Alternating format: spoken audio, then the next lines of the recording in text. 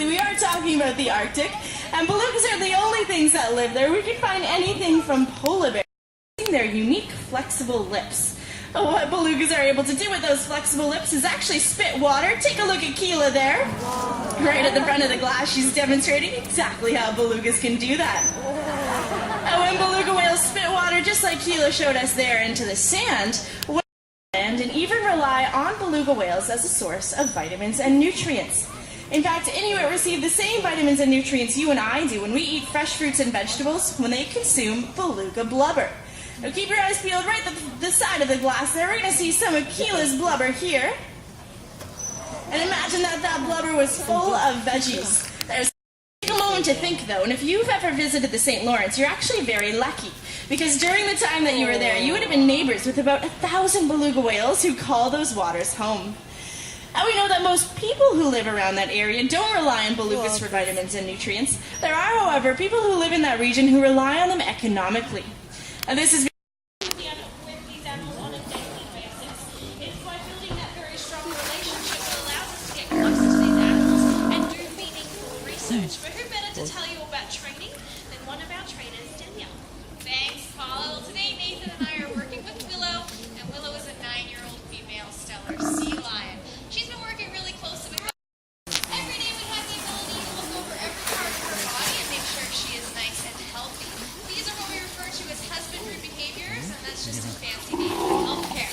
So you can see Nathan asking her to present her flippers and her mouth as well as a full body exam.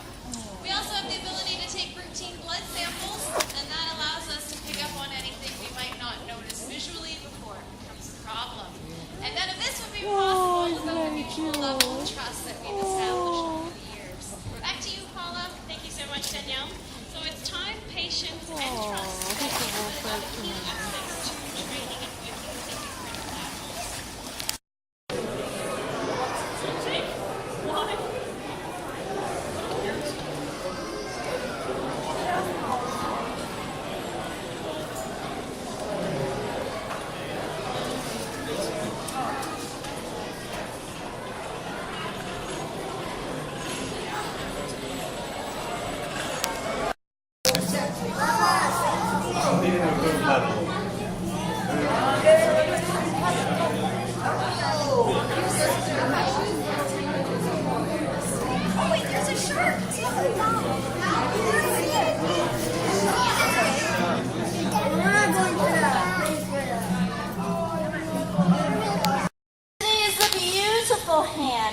Hannah's been here since 2005. Now we've been able to build and maintain a very strong relationship with her in order to provide her the best possible care through training and regular checkups. Now everything that we learned through her says that, well, they tend to travel in groups. Now sometimes those groups might be a bit on the smaller side, as you see here, 2 or 3 individuals. But sometimes those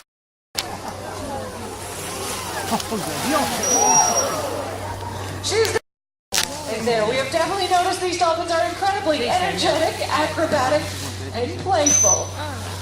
As we can see from these pretty amazing displays, both above and below the water. And of course, all of this energy comes from the fish that they eat. And another type of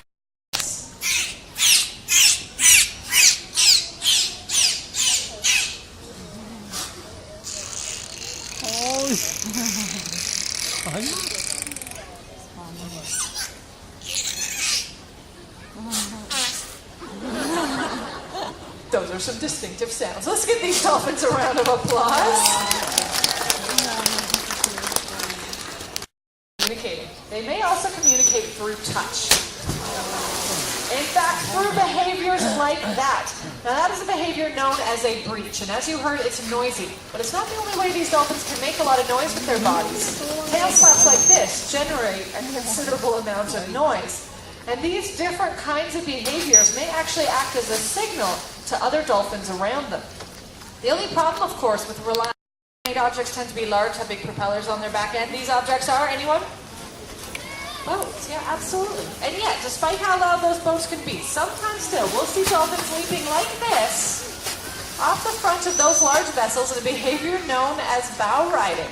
So exactly when and how those loud sounds as we've seen, man-made objects can have a very... You can become an ocean-wise eater like Helen and Hannah here. And though, yes, there is still a lot about them that is shrouded in mystery, it is with the help of these lovely and splashy ladies that we've been able to learn so much more. But we also couldn't have done it without all of you. Myself, Adria, Christy, Helen, and Hannah. Here's one last beautiful look and a wave goodbye. Thanks, everyone. Have a fantastic afternoon here at Vancouver Aquarium. Oh, thumbs up.